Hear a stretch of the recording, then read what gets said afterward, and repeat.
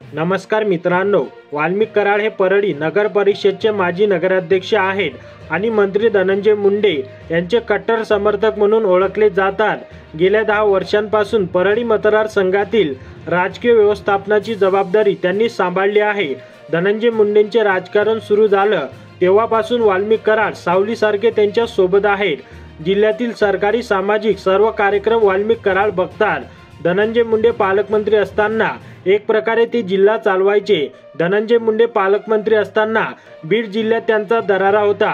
विशेष म्हणजे यापूर्वीही वाल्मिक कराड यांच्यावर गंभीर गुन्हे दाखल आहेत। कराड यांच्या अनेक नेत्यांसोबत छायाचित्रे आहेत, ज्यामध्ये उपमुख्यमंत्री देवेंद्र फडणवीस यांच्यासह अन्य प्रमुख राजकीय नेत्यांचा देखील समावेश आहे।